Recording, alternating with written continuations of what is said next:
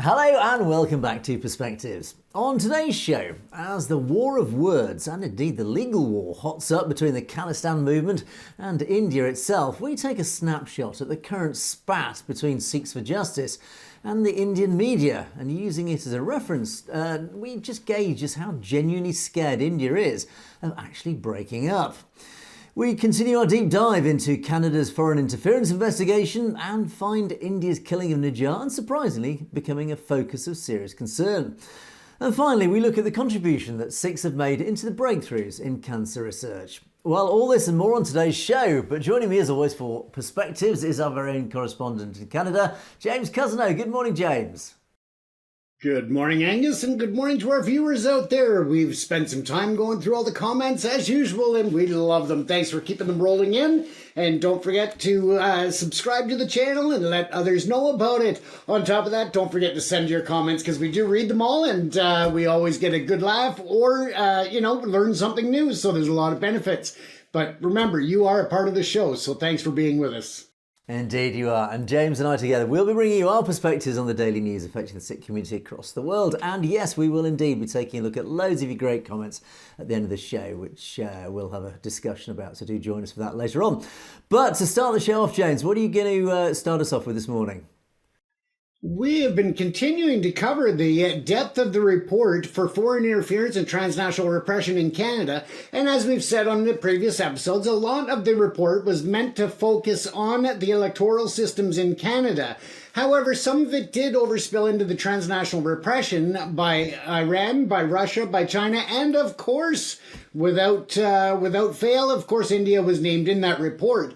Now, going into it with even further detail, of course, we have found where they've directly associated the India government with the Nijjar murder in Surrey, British Columbia, and actually went into some detail, but again, it wasn't a report to focus on the transnational repression, but it did, of course, it couldn't go about the foreign interference without bringing it up at some extent.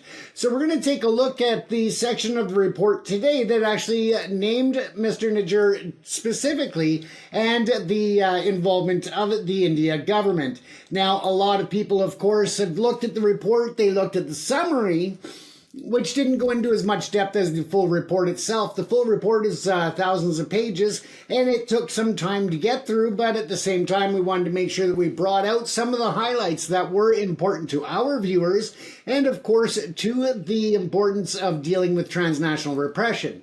Now, with that, they've also very much acknowledged that there is a lot of work ongoing to address this problem that was outside the scope of this interference commission, but that it is taking place behind the scenes with CSIS, with Canadian intelligence, as well as the RCMP, of course. Now, as we look at the report here, we'll go into it in a bit of detail in terms of what was specifically addressed in this report. And it goes on to the headline, of course, the assassination of Hardeep Singh Nijjar.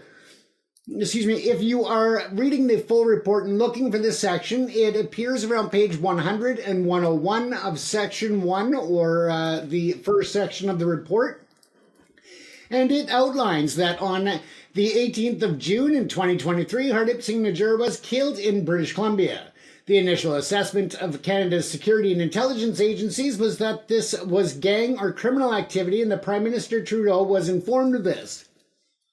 Over the course of the summer, however, intelligence revealed India's involvement. The Prime Minister was promptly briefed on the updated assessment. The government wanted India to acknowledge its involvement in the killing, but also needed a pragmatic approach to resolve the issue. The Prime Minister testified that the immediate approach was to engage with India and communicate the need for the two countries to work together while ensuring there was accountability. Canada also reached out to its allies to ensure a collective and coherent response. A number of meetings took place between the National Security Intelligence Advisor to the Prime Minister and the CSIS Director, the Deputy Minister of Foreign Affairs, and their Indian counterparts in August and September of 2023. India did not acknowledge that it was involved in Mr. Nijjar's killing. Now, we will note that Canada and the US are apparently on totally different pages in some regard in the fact that India still denies any responsibility to this day. They are not participating in the investigatory process, nor are they doing anything on their side to deal with this. When the U.S. was informed of the potential murder-for-hire plot against Mr. Panoon, of course, they were open to the U.S. and worked with them cooperatively in order to find out who was behind that assassination attempt and any agents that were acting on behest or behalf of the India government. So there is the difference in how it's being dealt with on both sides. We figure, of course, that it has to do with the trade power and other perceived size of our trading opportunities and other diplomatic processes. So they see the U.S. as a much more powerful ally and a lot more to lose if they fail to cooperate with the U.S. And I think that another part of that, of course, was the way that Canada publicly called out India on this transnational repression and their involvement. So there was a bit of a difference in how it was handled and how it was going forward. On September the 18th, 2023, of course, the Globe and Mail, which is a Canadian national newspaper, and they published an article saying that Canadian officials had informed about potential India involvement in Mr. Nijjar's murder. Following the publication of that story, the Prime Minister announced in the House of Commons that the Canadian security agencies had been actively pursuing credible allegations of potential link between agents of the Government of India and, of course, Mr. Nijjar's death. At the time, Canada declared an Indian diplomat persona non grata, and in turn, of course, India did the same to our diplomats in India and lifted the further immunity of 41 Canadian diplomats, and that effectively expelled them from India. They were recalled to Canada. India may have launched a disinformation campaign against the Prime Minister, which we've covered in previous stories. We know that they have the machine there in terms of the information, the misinformation, and the out-and-out lies that they will spread in order to push their narrative and the narrative of Narendra Modi and the BJP government. Now, this, of course, continues to be a concern because they are targeting the Sikh community here in Canada. And that population is approximately 800,000 people in Canada. And again, we do have the largest Sikh diaspora in the world, outside of India, of course. And that is a concern that it's still ongoing. With the commitments to by the RCMP, by CSIS and other organizations, as well as our other allies and intelligence agencies, we've seen things calm down a bit in terms of the criminal activity, but we know that it is still happening, and there's still a lot of work to be done to ensure that all Canadians are safe. And of course, the U.S. government has to do the same when it comes to their citizens and to protect their sovereignty. So again, it goes on in a bit further report, but I think that covers essentially the big part of it is that they did address it, they did include it in this report, and that they see it as an existential threat that the India government is targeting still people of India descent here in Canada. And what steps are taken next? We don't know. We have to wait and see still, because there hasn't been an accountability by India, a recognition, or any further steps taken in that regard in the public eye, Angus. Yes, I think what I find most interesting about this report, actually, obviously lots and lots of different areas covered, and the very fact that India has been mentioned, as I said the other day, is in itself very significant. But this particular reference to Nijjar, I think actually is very telling. Because up until, we mustn't forget, this report is not for, let's say, for the global audience. This isn't even really for the public eyes. This is an internal report that just has been made public. So basically what this report is, this is an internal report going to the Canadian government. And therefore it is written on the assumption that everything in here is for the government side. We're not doing this for publicity purposes. We're not even writing this just to send a message to India or whatever. We're writing this because this is an educational report to our government. We are informing our government of what is happening and what we believe. So the fact is here they've said out very clearly that they said, look, this murder of Nijjar, at first we thought it was just simple gang warfare, but after various investigations, including the intelligence services, it's become very clear that the evidence has been uncovered that it goes back to India. It doesn't actually specifically say the Indian government, obviously very deliberately, because there is clearly no proof that at least they can release into the public domain that the Indian government is behind it. But the fact they say that India is by default guilty of this. So they're just saying it as a matter of fact. This is no dispute. There's no ambiguity here. They are saying, look, we accept that the Indian government, or at least India, let's call it, is behind the murder of Nijjar. Now that in itself is a massive, massive step, saying that a foreign nation was behind this murder of a Canadian citizen. So that was interesting in itself. And it then goes on to say, look, and again, this demonstrates how this was not written for India's sake. This is written for the Canadian government's sake. It's saying, look, we've tried to reach a diplomatic solution. Basically, what we're trying to do is we know India's behind this, and therefore we've approached India saying, look, we know you did it, but we need to find a way through this. We're two important nations on this planet. We can't obviously fall out about this. There's too much at stake. So let's find a diplomatic solution to this. We need to find a way that you don't lose face. Look, we've caught you. We know you're guilty. You know you're guilty. Let's find a diplomatic way through this so that we can basically move on and not fall out over it, not escalate it into something bigger. Now, that has been, again, set out in clear black and white. India's reaction to this, as it indeed says in this report, is India acted like a belligerent teenager. It just said, no, we weren't guilty. Nothing to do with us, mate. Even though the fact that Canada said, look, we know you're guilty. We found the evidence. Just stop trying to deny it. We've caught you. Let's just move on from that. Accept that you've been caught. Act like a grown-up. And then let's find a diplomatic solution without you losing face.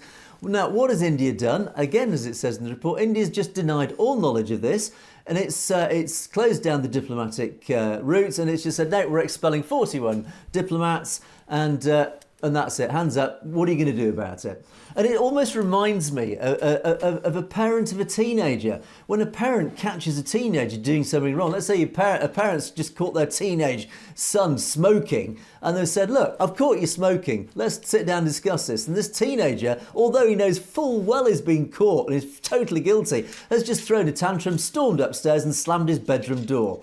And that's what India has effectively done. In other words, what India has done, almost by default, is admitted its own guilt. If it had acted as a grown-up nation, said, look, okay, fair cop, we've been caught, let's sit down and discuss it. Let's find a route through this so that we don't lose face and we can continue diplomatic relations. Instead, it's done completely the opposite. It's thrown this teenage tantrum and it's proven effectively by default its own guilt. So that in itself, I think, speaks absolute volumes about, firstly, India's guilt, and secondly, India's irresponsibility and the fact that India, at the moment, in its current state, in its current governance, does not belong at the top table in global affairs. It is still too immature. It is too inexperienced. Its behaviour on the world stage, as evidenced by the Nijjar killing and Gurpatwant Singh Pannu, etc., that is not the behaviour of a superpower. That is not the behaviour of a nation that belongs, let's say, in the G7 or by extension the G8, which obviously is its ambitions. It's just not going to get there. And I think India needs to wake up to this fact that you are not going to join the top table until you start behaving like a mature nation that behaves like a G7 equivalent. Now, Russia and China, certainly Russia, have been behaving, let's say, badly under the Cold War for decades, but they do it if there is a right way. Let's just be pragmatic about this. Russia knows how to play the game. The West know what Russia gets up to, but there are certain rules. And when Russia's caught out, they put their hands up, and there are set rules in which that diplomatic process is played out. India's new to this game. It's still not understanding, despite being so close to Russia. Clearly, it's not learning from its ally Russia and how to play the game. It's just again, to use this metaphor, it's behaving like a belligerent teenager that still hasn't learned how to act in the grown-up world. And this is what India needs to do before it's ever going to actually get anywhere in the world. If it really wants to achieve its aims on the global stage, it is unfortunately just going to have to grow up up and behave like a grown-up. And I think this report, James, and particularly when it comes to the Nijjar killing, just highlights once again, and again, this proves it. This was for internal purposes. So this is actually setting out with no agenda other than just to advise its own government. This is setting out, look, this is how India is behaving. It really, we can't take this nation seriously. And until it starts behaving properly, starts accepting responsibility for its own bad behaviour, then until then, there is no point engaging with India on equal terms. That, to me, James, is my key takeaway from this. Absolutely, Angus. And something else to keep in mind is that just recently, the last week and a half, there's been a bit of movement as well in the Vitriolic Singh Malik murder trial, in the fact that the two hitmen they did plead guilty. They were given life in prison with no parole for 20 years. So there's been movement on that, but there has been no naming of who actually hired them. They did admit in open court, they did admit that they were hired, but they have still yet to name who it was that hired them. And again, that is suspected very heavily of being part of the transnational repression by the government of India as well.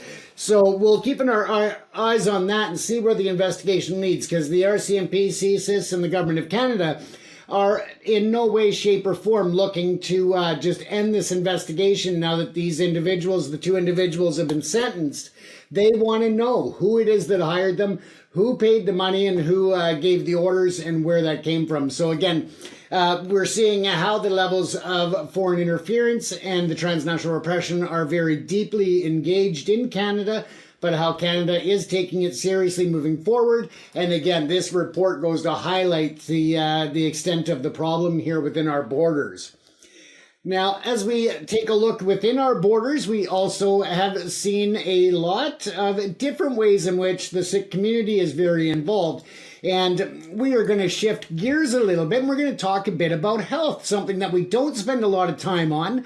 But given that the majority of our audience is male, it's probably something that none of our audience really discusses openly too much, and that is our health. We are stubborn. We are men. We are always, going to be out there, and we are invincible until we're not.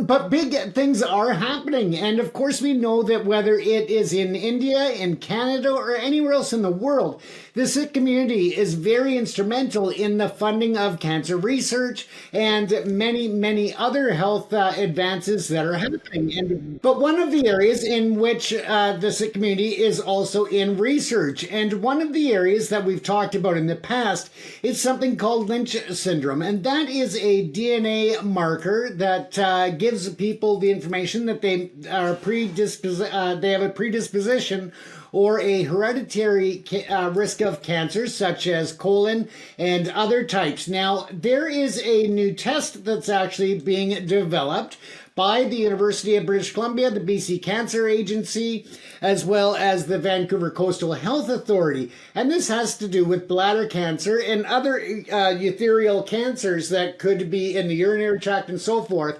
And although it is something that we're speaking about and more to our stubborn male audience, but again, it impacts women just as well.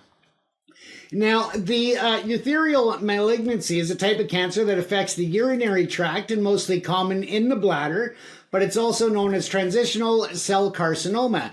And essentially, if you have Lynch syndrome, which is easy to get done, tested, if your family has a history of those types of cancers, just go to your doctor and ask to be tested. It is a saliva test or a quick blood test, and they are able to mark the DNA. Now, they are taking it a step further with this new research, and it's called the US Euro study.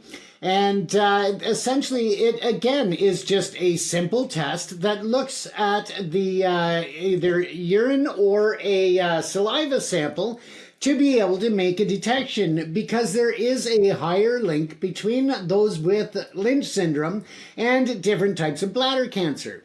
Now, previously, it has been quite invasive to do these tests, and it also was very common for it to be detected later in the stages because of the fact that it doesn't show a lot of symptoms to start. So again, it's more advanced by the time it's noticed. And with this new study, it is, as I said, just a simple saliva test or urine test that gets taken, and they are able to identify different markers now that will be able to catch it in its very, very early stages without the invasive procedures that men don't like, we'll put it politely. So with the different probing and the different tests. Now, I actually have spoken with the research team that is conducting this new research and trying to just make sure that this test is efficient, that it is accurate. And so what they do is they actually sent me a kit here that I'm going to show you and just how simple it is, because I want to just bring more awareness to men that it's not the same as it was 10, 20 years ago to get tested for these different health issues, that you could actually be detected much earlier and therefore saving yourself a lot of treatment. Early cancer diagnosis, of course, equals early intervention and treatment. You can go on and have a much higher success rate at beating it. And of course, therefore, spending a lot more years and memories with your family. So again, we don't like to talk about it as men, but I thought that, Angus and I like to bring up topics like that once in a while, just to bring that awareness. And because the Sikh community is so instrumental in British Columbia in helping to raise funds for this, I thought it was important to bring up, to acknowledge that there is actually something being done with the money that's raised. So essentially, they send you this little box here. This is what the test involves. I won't do the test on here, but I'll just show you just very simply. You seal up a bag of urine. You put some additive in there to preserve it, like there.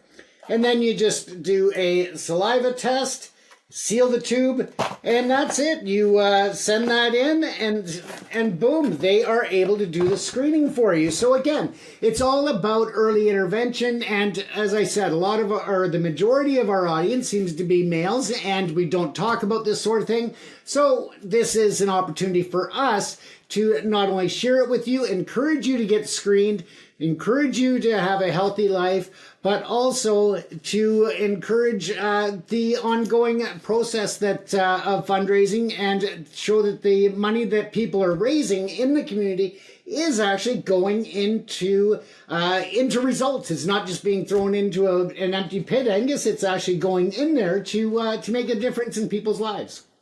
Yes, I think it's become the disease of the 20th and 21st century, hasn't it? And so many billions of dollars have been poured into research, and again, well done to the Sikh community for raising funds for such a worthy cause, because obviously it does affect so many of us. And but yeah, I think as you rightly say, James, I think the male population is guilty, very guilty of always leaving it until the last moment, just through sheer, I don't know what you call it, fear, whatever. But I think you're right to raise such an issue, because it's usually the wives who prompt the husbands to say, look, for God's sake, will you go to the doctor about this? And in some cases they're lucky enough to get there in time, in other cases they've left it too late. So I think it's a timely reminder to our audience that if you get symptoms, go to the doctor. It's as simple as that. And then back to the whole issue of fundraising again. I think it's very important that we do raise. I think raise our salute to those out in the community who've been raising funds for such causes. As I say, there's billions of dollars every year that get poured into this particular disease. Well, I'd say generalisation, cancer in general. And the advances have been enormous in recent years, in recent decades. The advances have been absolutely massive. But it is a disease that, well, when I was not that much younger, it was the public sort of statistic was it will affect 1 in 3. Well, now the statistic suddenly in the adverts is 1 in 2. And that is partly because, of course, everybody's living a bit longer, and it does tend to hit a lot, particularly in old age. At the end of the day, we've all got to die of something. But certainly it is it's very prevalent amongst the young, worryingly so. And again, I put a lot of that down to the food that we eat, or food is a bit of a loose term. It's certainly the processed muck that we are fed on a daily basis by the food industry, and the chemicals that are in our foods, the chemicals that are in our soaps, anything that touches our body, even in the air that we breathe, the pollution, etc. We've somehow created this world where we're just killing ourselves. But that in itself, James, is a whole different topic. But certainly I think it's a very timely reminder, and I think a very important reminder, certainly to those in our male audience, to get yourself checked, James, as you say. Absolutely, Angus. And one point that I did forget to bring up there is that one of the main causes of these types of bladder cancers actually are the environmental pollutants and textile dyes, the exposure to those. And we know that in India, with the textile industry and the pollutants that are running through the many rivers, through the chemical runoff and the intentional, the intentional expulsion of these dyes into the waterways. So again, it could really be a benefit, not just in North America and the Western world, but to populations such as in India, where it is such a simple test that it can open up the diagnostics and early treatment to a whole vast array of people that have been exposed to these textile dyes and other pollutants. Indeed, absolutely. And as we've reported before, Punjab is the cancer capital of India because of these dreadful industries pouring this poison into the water supply. Yeah. That's right. It's a double-edged sword, or it's a two-pronged attack. Firstly, we've got to attack the industries, and secondly, we've got to try and diagnose these things as early as possible to give everybody the best chance of survival. Right, James, let's move on to my story and talk about the Punjab and the potential breakaway of the Punjab. I did notice when I was researching the latest stories or the latest news from coming from Sikhs for Justice, the Khalistan referendum and things like that. I did notice there's been a real onslaught over the last week or two in the Indian media against the Khalistan movement, against the Khalistan referendum, and specifically against Gurpratap Singh Pannoon and Sikhs for Justice as an organisation. And one of the I would say, and I use this term very carefully, one of the less partisan news outlets in India is the Times of India. Now, it is still dreadfully biased. It is still deeply pro-Modi or pro-RSS. And it is still very anti-Khalistan, very anti-Sikh as a whole. But it tends not to be quite as emotive and quite as partisan as a lot of the other news outlets of the Gaudiya media. So it's always quite a good benchmark. And when I noticed that even the Times of India has moved into a really vitriolic attack on Sikhs for Justice against Gurpratap Singh Pannoon and the Khalistan movement, it does imply that there are certain movements going on in India that sort of movements that imply almost a change in mindset, or at least a movement in mindset. And I'm going to particularly look at two articles that appeared literally in just recent days. And these articles, on the face of it, are just reporting it was quite recently the Supreme Court in India ruled once again to extend the ban on Gurpratap Singh Pannoon and Sikhs for Justice, this ban and labelling it as a terrorist organisation. But these articles almost went a stage further, not just reporting the fact, okay, it's the same old that we see right across the Gaudiya media, Sikhs for Justice, terrorist outfit, Khalistan, they're all terrorists, etc., etc. It's almost standard fare for the Indian media. But these two articles, and I'm going to just run through these articles just to highlight, it's almost taken a step further, become really quite vitriolic and really quite deep and blunt in their attacks, that really taking it to another level. So the first article, which is headed "Pannoon used Sikhs for Justice role as cover to inflict war on India." Inflict war on India. Now, this language is really, really significant. This isn't just a terrorist outfit. He's actually trying to inflict war on India. So again, it's just this use of language. Now, again, this is a two-pronged attack, let's say. First of all, there's the judicial system, which has been used by the RSS and by the BJP, the Modi government, to attack their enemies, their political enemies, in the form of Gurpratap Singh Pannoon. But this is also now the Gaudiya media, in the form of the Times, reporting on this. So they are reporting in narrative. So they're using not just the judicial attacks, but they're also adding their own layer of attacks as well. So what they said: Sikhs for Justice banned as an unlawful association under the UAPA, this dreadful piece of legislation which the BJP now regularly use to attack its and arbitrarily detain its political opponents. it says, is a frontal organisation of Gurpatwant Singh Panoon, who, as the outfit's legal advisor, is using his juristic identity, in other words, he's a lawyer, as a cover to perpetrate war upon India, in league with other agencies and state and non-state actors of foreign countries. And they're saying that this was a tribunal led by Justice Anup Kumar Mandareta, ruled while upholding this ban on SFJ. Now, this language, let's just take a look at some of this language. And again, this is just the Times reporting the language that was used in this tribunal.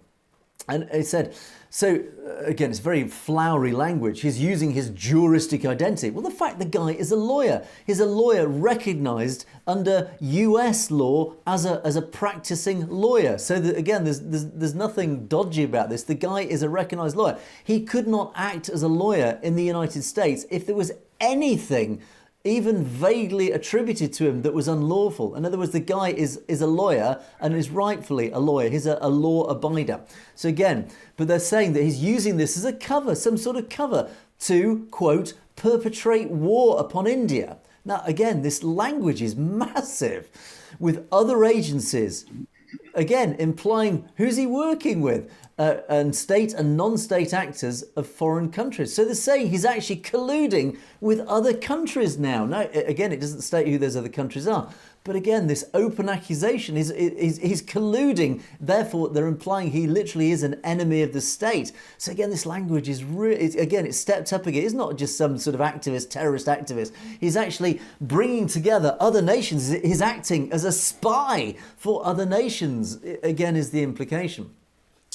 Now this, and it refers to this background note that was submitted by the government. This is important. So the government, during this tribunal, submitted a dossier to the tribunal detailing the activities of Sikhs for Justice, stating that all the activities of the outfit are usually carried out from offices of Panoon, an attempt on whose life in the US, allegedly involving a former Indian government officer, had become an irritant in Indo-US tied I think there's bad English there, relations until they agreed to cooperate on the case, with a panel set up by India recently recommending legal action against the individual. Now again, I just want to pick apart some parts of this paragraph, because this is quite important.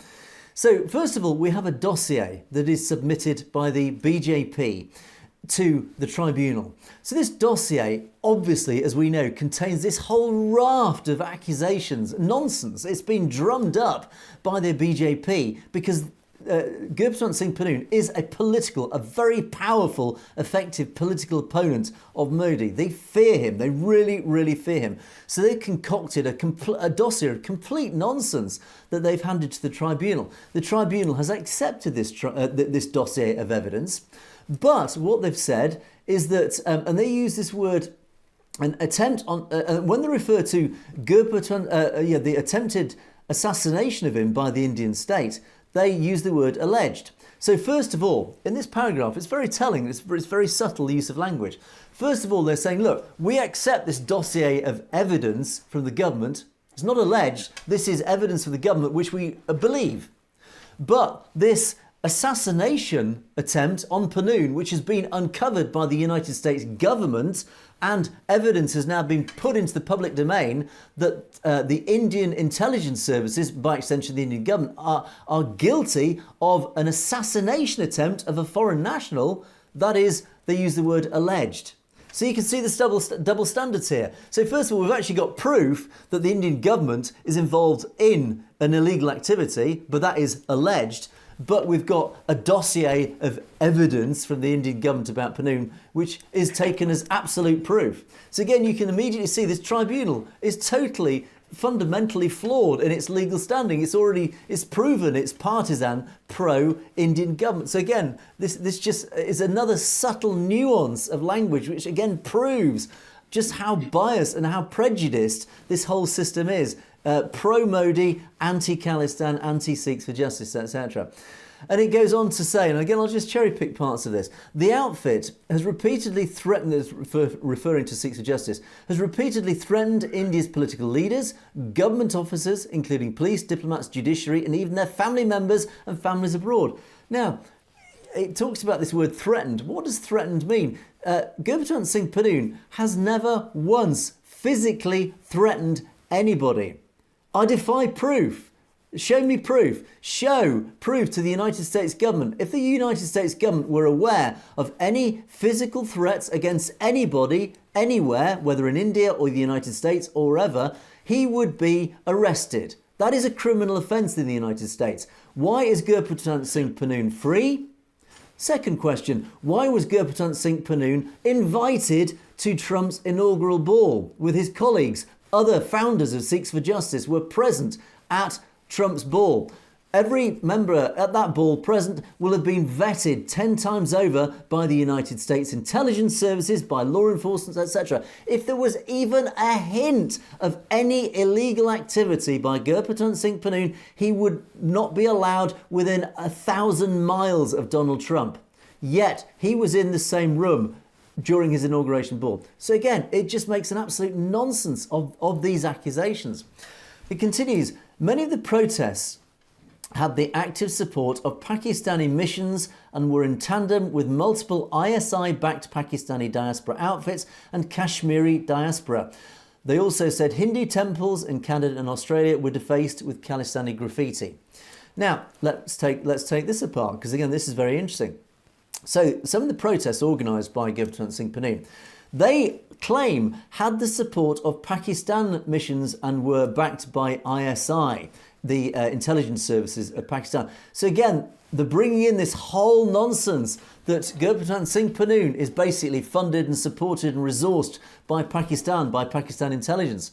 Show us the evidence. There is no evidence of this. This is a tired old Hindutva tactic to try and somehow paint the Khalistan movement as coming from Pakistan. We see it all the time across the Hindutva social media. We see it all the time, even in our own comments. Oh, you're all a bunch of Pakistan-backed people. This movement is not backed by Pakistan, but yet here again, they are pushing out this rubbish agenda, this nonsense agenda that it's all tied to Pakistan. Once again, we have to repeat, it is not, the Khalistan movement is nothing to do with Pakistan. Yet here we are again. It said he's conspired with other Khalistani leaders like UK-based Baba Khalsa international leader Paramjit Singh Pama, as well as Canada-based terrorist Hardeep Singh Nijjar, shot dead in 2023, to revive terrorism in the Punjab. Once again, show us the evidence that Nijjar was a terrorist. Show us the evidence that Baba Khalsa international leader Paramjit Singh Pama is a terrorist. And show us the evidence where they're trying to revive terrorism in the Punjab.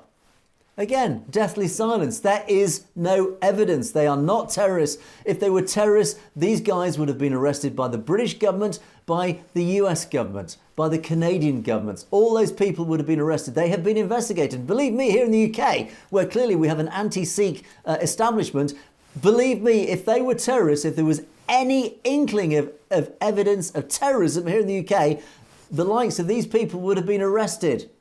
I know this because I've met most of these activists in the flesh, and I know how in fear they are of the British establishment, because the British establishment are using every tactic possible, including Section 7 of the Counter-Terrorism Act, to try and make their lives very difficult. But they don't have any evidence. If they had, believe me, they would be behind bars faster than you can draw breath. I know that for a fact in the UK. Yet all our activists, our Khalistan movement, remain free. Why? Because they are not terrorists. And once again, it just shows the lie coming from India.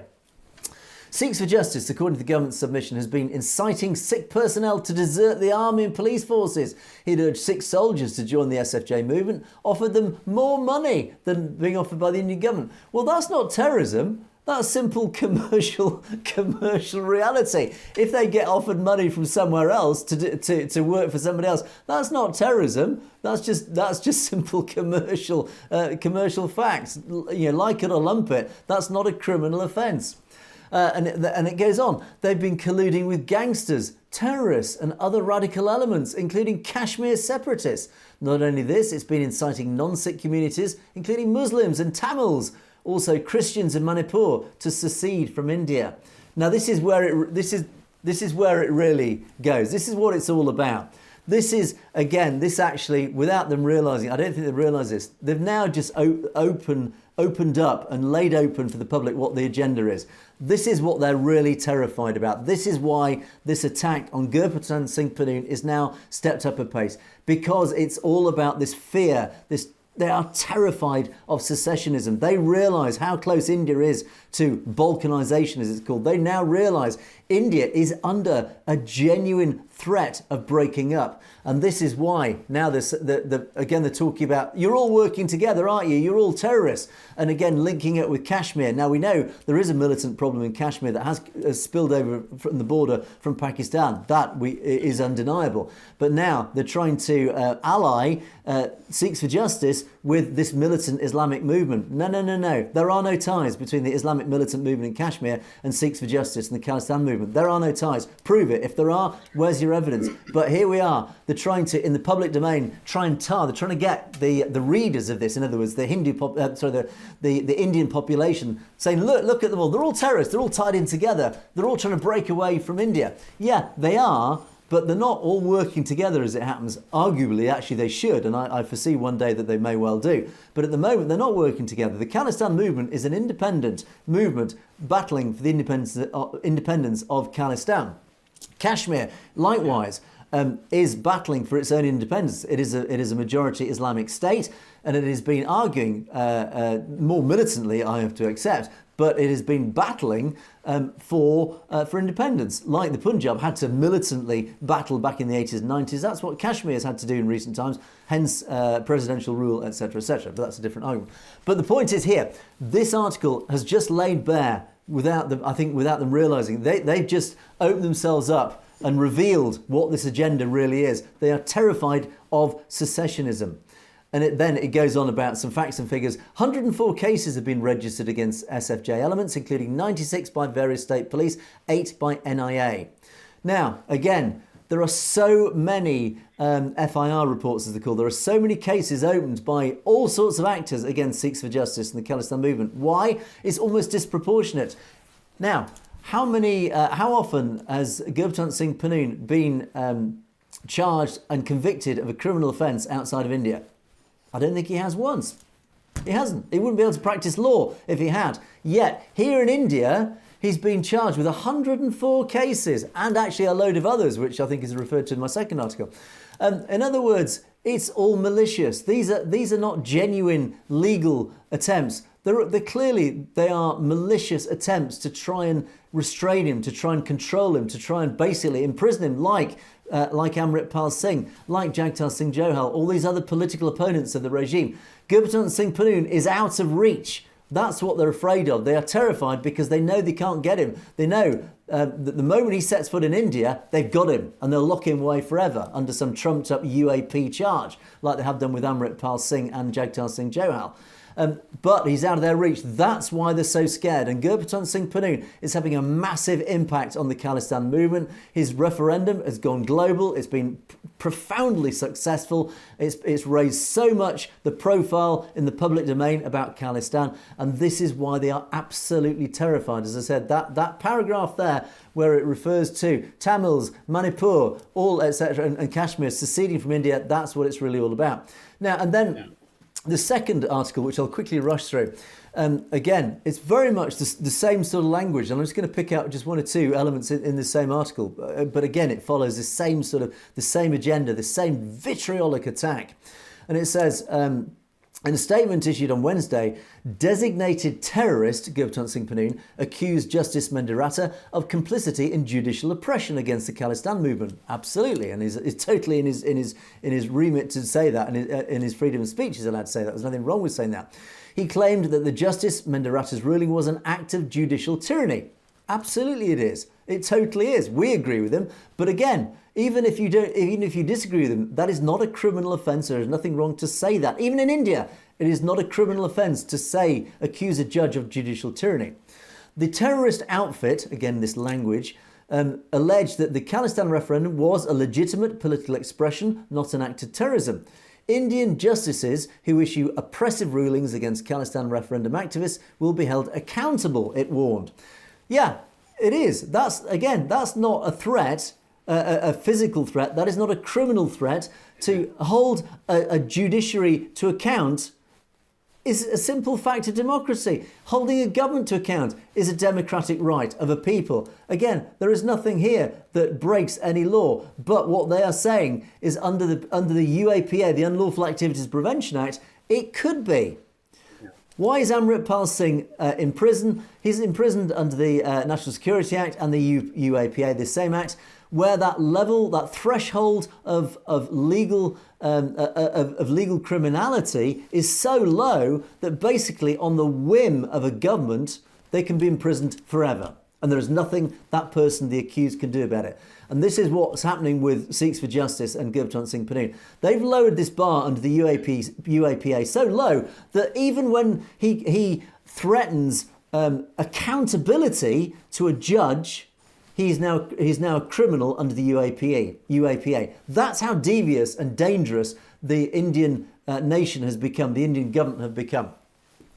The tribunal that he was, his extension of a terrorist was found. The tribunal saw merit in the evidence provided the Centre on Sikhs for Justice activity, including recruitment and radicalisation of youth using social media, terror financing through smuggling networks for the procurement of arms and explosives, issuance of death threats to politicians, including the Prime Minister and Amit Shah, etc., etc. Now, again, where's the evidence?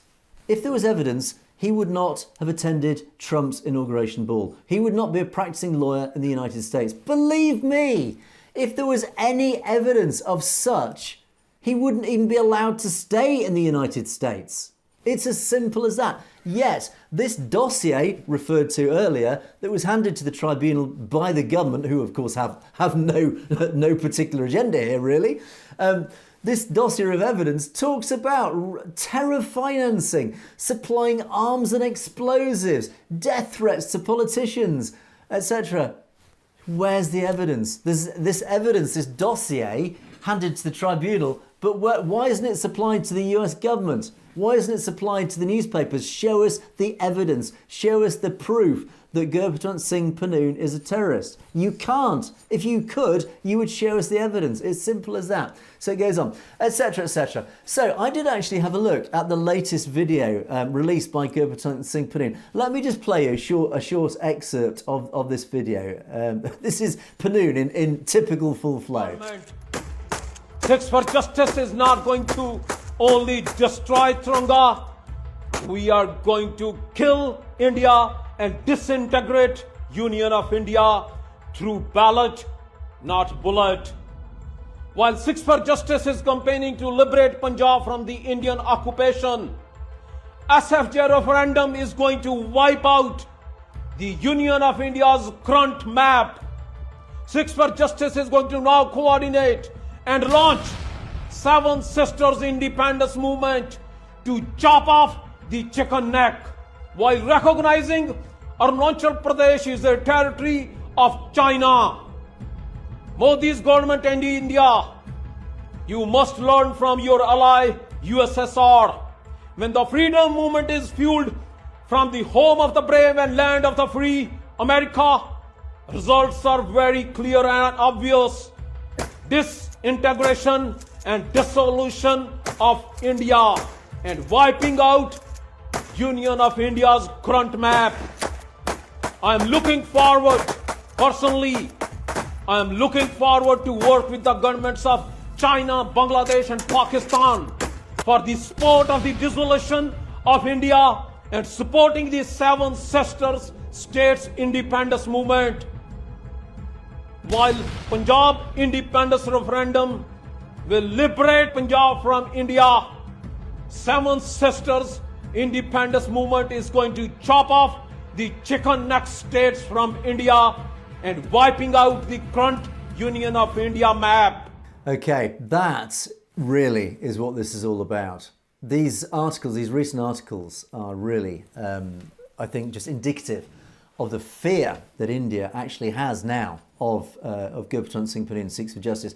Not just that, but also the movement, what is actually happening on the ground now in India. I want to show you this map here. This is what Gurbaton Singh Panoon was referring to in this video. The chicken neck that he refers to, this is northeast India, this area that we report regularly on, James. This is Manipur and these other states just in this northeastern area. Now, Manipur and this area has actually been fighting, to a limited degree, has been fighting an independence movement. There is an active independence movement, particularly in Manipur. There is actually an armed resistance. It's very small, it's not very effective, but it has been in existence for quite a number of decades now. And of course, they just don't have the resources or the power to really push it as much as, should we say, the Khalistan movement has. But it is there nonetheless. And there is a will in this area for independence, certainly of these, what he calls the Seven Sisters. And it's very vulnerable, this area. Firstly, from the north, China is encroaching on Arunachal Pradesh. There's a lot going on. And in fact, it's not widely reported, and it's certainly never reported in the Godi media, that China has actually taken control and possession of large parts of this border region of Arunachal Pradesh. Is the villages now that were in India that now effectively, almost de facto, have become part of China. Again, not reported. But Modi and the BJP know this. They are actually terrified that this is actually happening. And of course, with Panoon now undermining their whole defence of this area by essentially saying, look, we're going to promote this area, and we're going to help them push for independence. And the one area that, of course, makes this really feasible is what they call the chicken neck, that narrow strip of land through Sikkim and Assam. That's the only link that, should we call, mainland India has with northeast India, this weird bit that's on the other side of Bangladesh. So, in other words, it really genuinely, geographically, even more so than Punjab, funnily enough, it actually sticks out as very easily separable from mainland India. It can very easily become its own independent nation.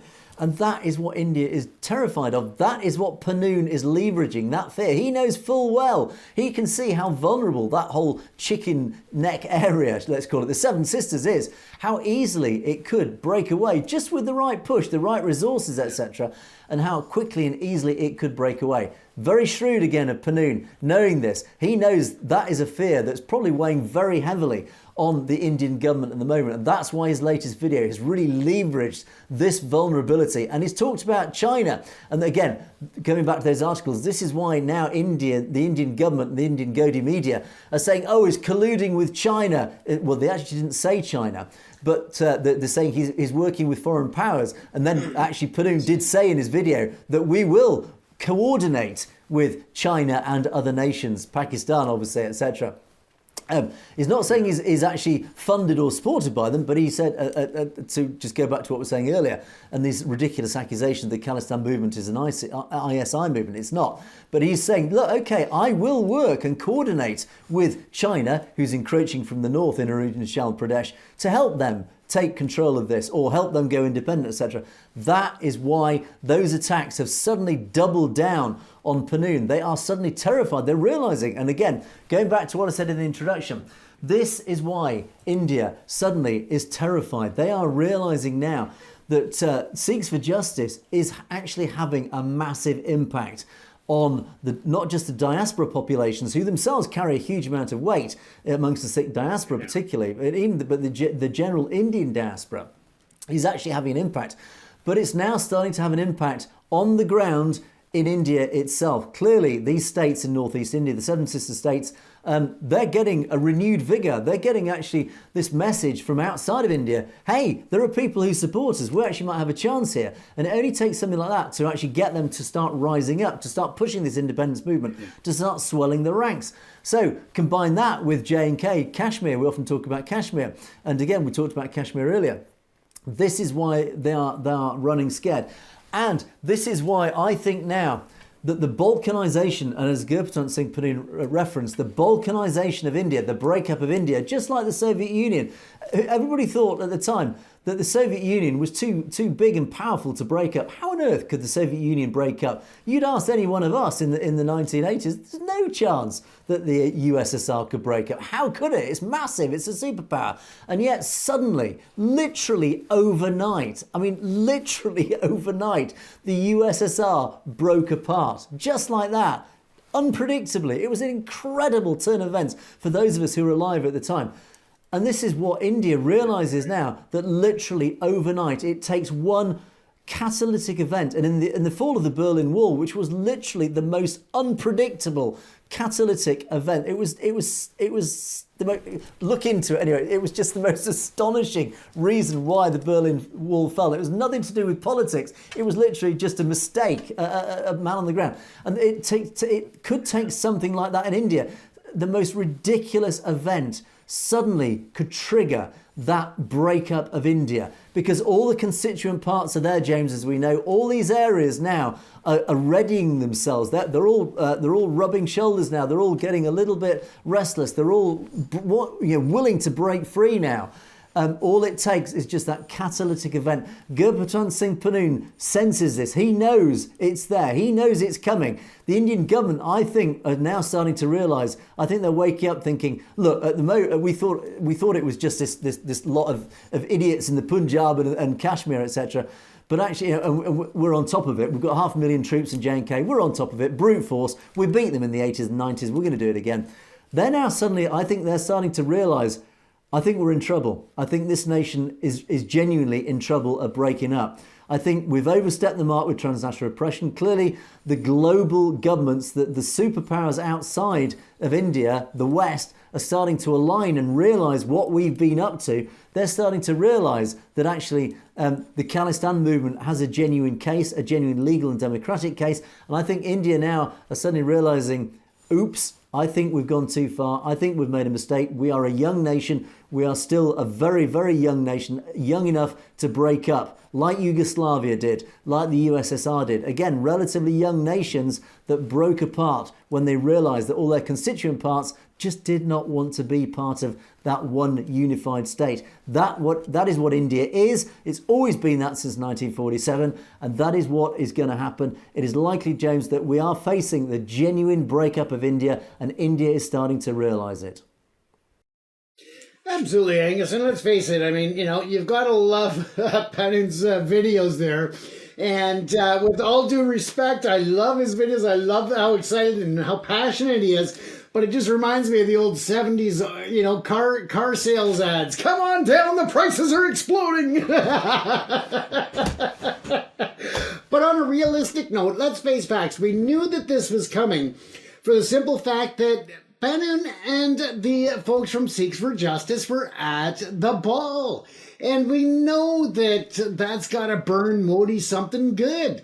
That he was going to come back and he was going to retaliate because of the public perception with Sikhs for Justice represented so prominently there. Now, let's go back again to this dossier. Let's look at the accusations by India.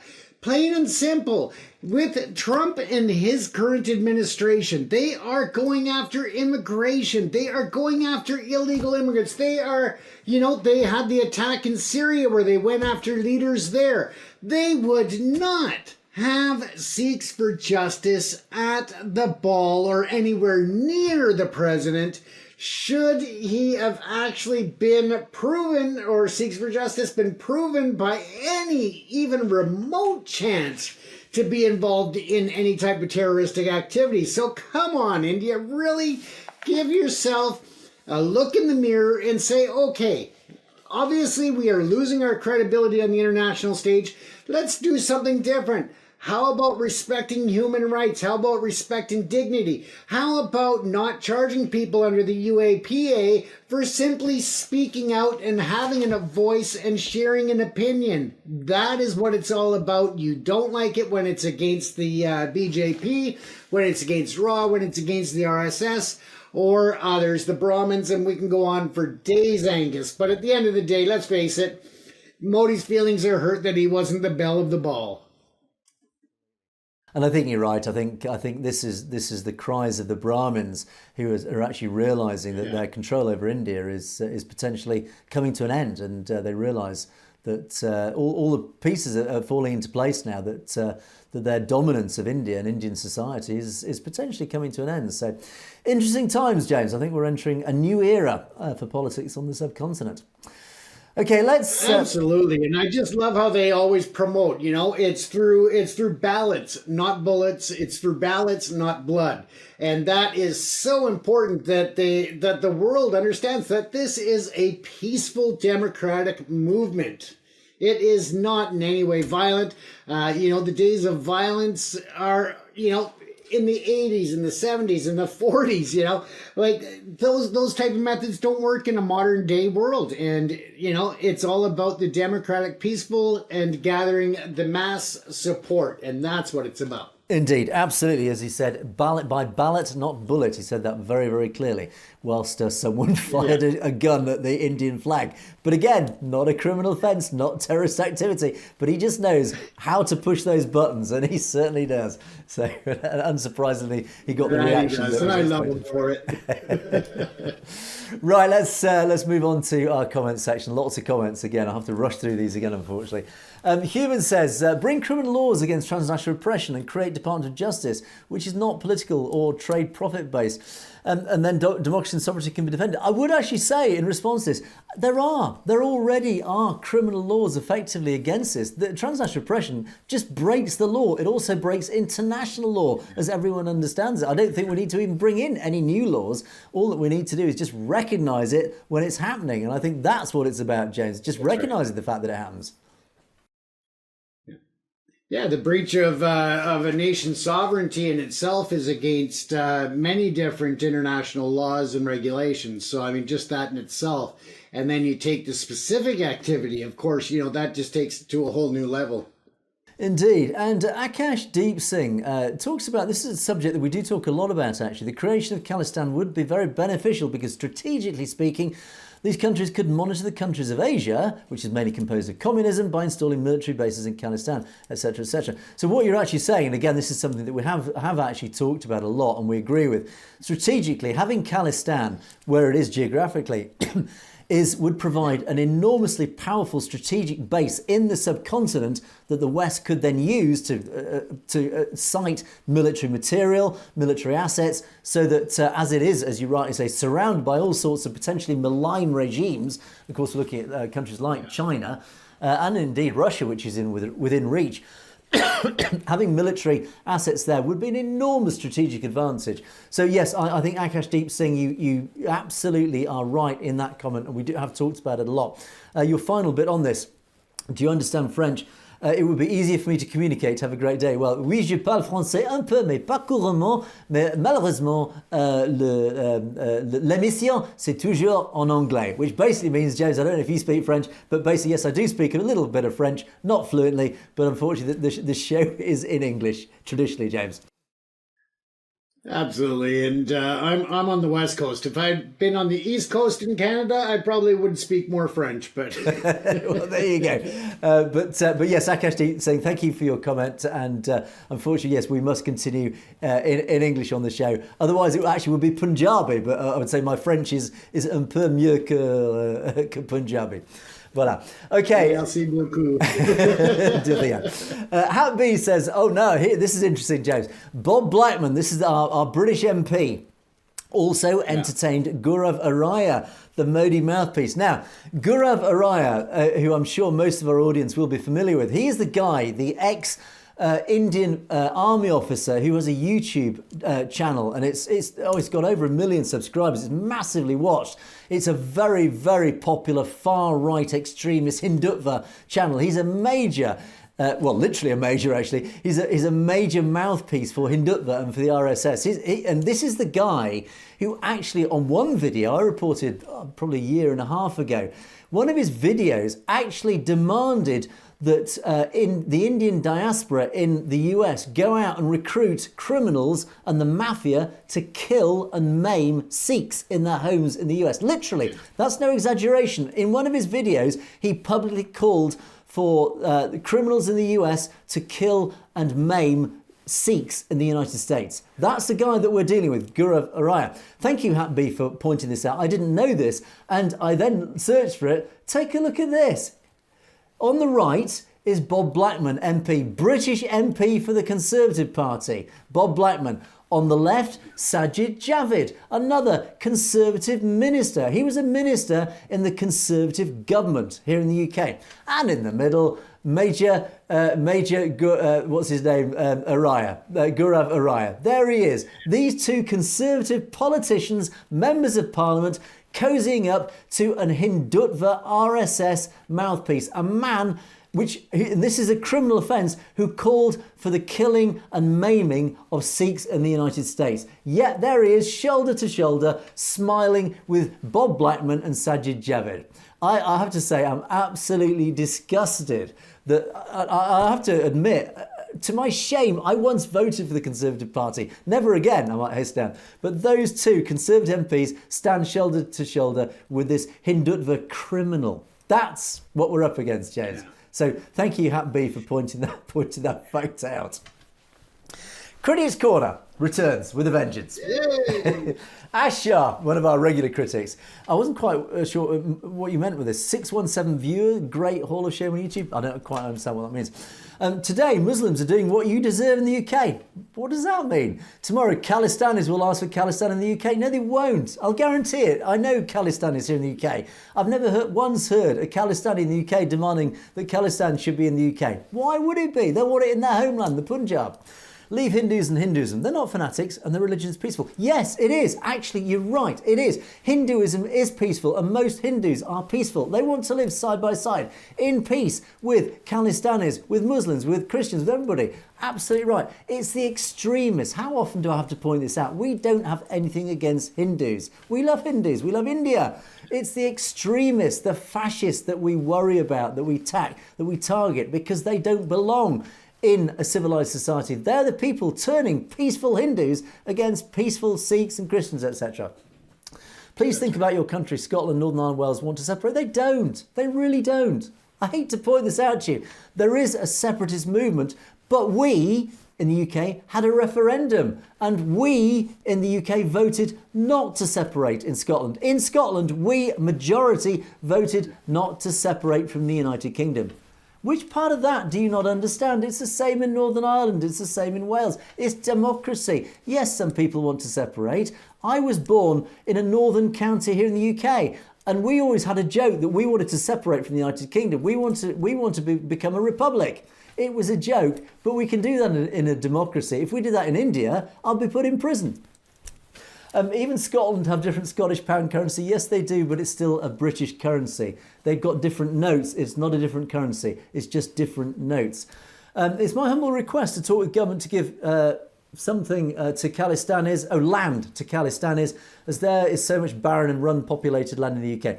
And I think what you say here, if I understand your comment correctly, is basically we should give some land to the Khalistanis, maybe here in the UK.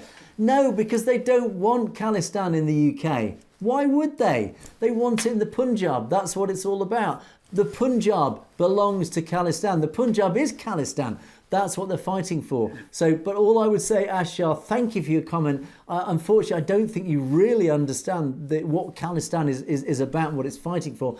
And I, much as you talk about the UK, I don't honestly think you understand what the reality is on the ground here in the UK. But thank you nonetheless, James. I don't know if you've got anything on that. Absolutely, Angus. And I mean, here in Canada, of course, we've always looked at the potential of Quebec separation. We've had referendums, and we always welcome them. It is a matter of democracy. And I mean, we even have a joke here that, we got a tattoo of the map of Canada on our ass. On the left ass cheek is Ontario. On the right ass cheek is the Maritime provinces.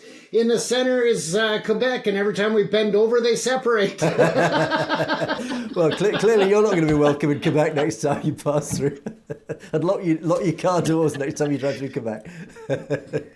Yeah, but it's all about the democratic process, Angus. Indeed, absolutely it is. And that's what matters. And that's why we can say with confidence that Scotland doesn't want to separate from the UK, because we had a referendum. So we know for a fact, and that's all we ask for in the Punjab, is to hold a referendum. So the people of Punjab can say if they want to separate from India or not.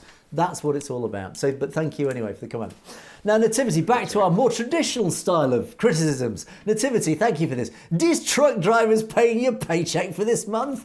Don't forget free food chances in some langar run by them. So, yes, actually, thank you very much indeed. We did get our small little amount of pay for this month, but we don't do it for the money, James. We do it because we passionately believe in what we talk about. And yes, there is indeed free food, langar at the Gurdwaras. Thank you to the Gurdwaras and the Sikh community, because that is what they stand for. All of us are equal. All of us sit side by side, cross-legged in langar, enjoying it's free food, but that's what it's all about. Everybody's welcome, the homeless through to the billionaires. It doesn't matter. They don't judge. We are all seen as equal. That's what it's about, James. That's right. So, absolutely. And I mean, I can go to the Gurdwara here in Surrey and be reporting on certain issues. And let me tell you, they always want me to come in and eat with them and have langar. And let me tell you, they're just such a welcoming community. I just love them. Indeed. And Nativity, thank you for the comment. And even you would be welcome at langar. Why don't you go along one day and sit by side and learn what it's all about? Right, now the next page didn't quite make it to Critics Corner. This was sort of, not quite critics, but almost there. This is like almost Division 2 of Critics Corner. Rupinder Danjal says, don't you think you're interfering in Indian politics? Actually, this is a valid criticism. Yes, you're absolutely right. I think we are. I think, James, I think that is a criticism I cannot deny, actually. We are, to some degree, interfering in Indian politics. Yeah, absolutely. And when we look at foreign interference and such, to a point, we are just as guilty as others to some extent in the fact that it's an influence. But also with this, though, you have to look at the history of how the Sikh community was ripped off, how they were deceived, how they were, how they were basically lied to in the separation of 1947, and realize that there is a lot of difference there. But again, you're right, there are a lot of similarities as well. Yes, I mean, we are open to accusations of hypocrisy here, if we're saying that India's interfering in other politics. So, yeah, hands up, say yes to some degree. But I would say mitigation, actually, our interference isn't technically in Indian politics, it's in Punjabi politics, the politics of Punjab, because we are arguing that actually Punjab should be a separate state. It should be an independent state. So that's let's say a technicality. I would argue that we get off on a technicality there, James. Yeah, absolutely. But at the end of the day, it's all about, we are upfront. We are supporting a diplomatic process. We are not hiding behind misinformation or lies. We are bringing the truth. And I think you're right. And I think the other defence against the argument of hypocrisy here is that we're actually standing up against extremism and fascism wherever we find it. And certainly if we find it here in the West, we've called it out. I mean, God knows I'm critical enough and often enough about our own government here in the UK for any of their hypocrisy. And any movement towards totalitarianism or fascism, certainly I will be the first in line to call it out. And I think that's what really we're after. It's not so much calling out the politics. We don't interfere in BJP, Congress, internal politics. We're not doing that. What we're doing is we're calling out extremism and the move towards totalitarianism, which I think is a different thing. And I think that is it's a nuance, but I think I think that's how I would argue in our defence against that. But Rupinder, thank you for your comment. And I think yes, I think there is a validity to your criticism there to some extent. And Vinny Chorn, proud to be Hindu, and absolutely you should. And I think Vinny Chorn, I might be wrong, but I think you have been a critic in the past. But I think you're absolutely right to be proud to be a Hindu. There is nothing wrong to be a Hindu, and certainly we indeed are pro-Hindu too. Absolutely, and I think you should be proud. And again, I would highlight the fact that the fundamentals of Sikhi are not about criticising other religions. They're not about trying to recruit people from other religions into Sikhi. That what a Sikh would say to you is absolutely you should be proud to be a Hindu, and it is my job as a Sikh to make you a better Hindu, as it is to make a Christian a better Christian and a Muslim a better Muslim, etc., etc. So I think, Vinny Chorn, actually, I think you're absolutely right to be proud to be a Hindu. And we, on behalf of the Sikh community, and I'm sure our audience will correct me if I'm wrong, but the Sikh community would likewise say, well done and be proud to be a Hindu, and we will do everything in our power to make you a better Hindu. That's what it's all about, James. Yeah, and thank you for watching our program and taking time to comment. We really appreciate that people of different religions and different backgrounds, that we all come together to learn together. So yeah, thanks for joining us. Yeah, and I would say, thank you for your comment, and thank you for being a member of our audience. We do totally welcome you, and we certainly hope there are more Hindus. In fact, we would love more Hindus to be as part of our audience, because we're trying to get the truth across. We're trying to educate Hindus, particularly Indian Hindus who are in India, to get them to understand what else is in the news, because what you're watching in India isn't really the news, it's one narrative. We're just trying to get the truth across to the Indian Hindus. So thank you anyway, Vitriolic, for your comment. Kewal, so you're all pro-Trudeau? No. Actually, well, I'm not. I am not pro-Trudeau. And I've said this many times in the past. I am not pro-Trudeau. But I absolutely stand up and salute Trudeau for his protection of the Sikh community, for his standing up for the truth, for justice, etc., etc. I totally disagree with many things that Trudeau has done. And I've made that point. So I'm not pro-Trudeau. I just totally salute and credit him for the very good work he's done for the Sikh community. James, what about you? Yeah, absolutely. I think that Trudeau has gotten a bad rap on some issues, but other ones, justifiably, he's been called out on some of the bad policies, some of the bad decisions he's made. But I think that regardless as to, it's politics. You're not going to please everybody all the time. But in terms of where we are leaning towards the next election, it's up to each Canadian to make their decision. Personally, I'm really looking at all three parties right now and trying to decide what's best for our nation. And that, doesn't mean I'm pro-Trudeau. It doesn't mean I'm pro-Singh. It doesn't mean that I'm we all know I'm not a fan of Pierre Poilievre, so we'll eliminate that one right off the hop. But again, it is all about Canada. It's not about one individual. So, indeed. So thank you for your comment, Kewal. Right, next set of comments. Jat Sumbal says the Canadian government has learned nothing from the Air India inquiry. It took journalists to write that book, Soft Target. Shame, shame. Yeah, we talk about this regularly, James. Air India. Actually, have you heard anything about that petition to reopen the investigation? That's something we must follow up on. Yeah, absolutely. I will check on that, because I know that it has been closed now. It's done. So I will go back and check to see what the final counts were in the ballot, or what the final signature count was, and I'll let everybody know. Yeah, so thanks for that comment, Jack Sumbal. That's something we'll look into, actually, because I'd forgotten about that. We must find out what's going on with that. But as you're absolutely right, yeah, we need to get the truth out on that. Gurtej Singh Growal this is an interesting comment, a very, very philosophical comment, this one. Do Sikhs really need Khalistan? The question is answered by Sant Janal Singh G beautifully. Explained in one of his interviews how Sikhs are different by social aspects, cultural, religious beliefs, economic, etc., etc. In other words, they are very independent, very, very distinct identity of Sikhs. Do Sikhs need Khalistan? Well, to understand this naturally, we should explore nature. In nature, every tiny atom in relation to a giant galaxy, there is a core. It's a core. And then this philosophical sort of discussion about how everything has a core. The galaxy has a core, the sun, every atom has a nucleus, the core filled with neutrons, flowers have a centre. So for Sikhs, this core could be where else but where the gurus chose their land, of course, Khalistan. Sikhs can live around the world, just like electrons of an atom. They circulate around the core. Planets of galaxies or leaves of a flower, they all circulate around that core. Sikhs need to have a solid core to flourish. After 1984, Sikhs must now think how vulnerable is our core in this point of time. And of course, that core is, of course, the Punjab is essentially Khalistan, what will be Khalistan. So I think this James, is a very philosophical point, saying, look, why do we need Khalistan? We need Khalistan because the Khalistan, geographically speaking, is that geographical centre. It is the core of Sikhi, there's a core of Sikhism, but it is a core of the cultural identity. What is Sikhi? What is Sikhism?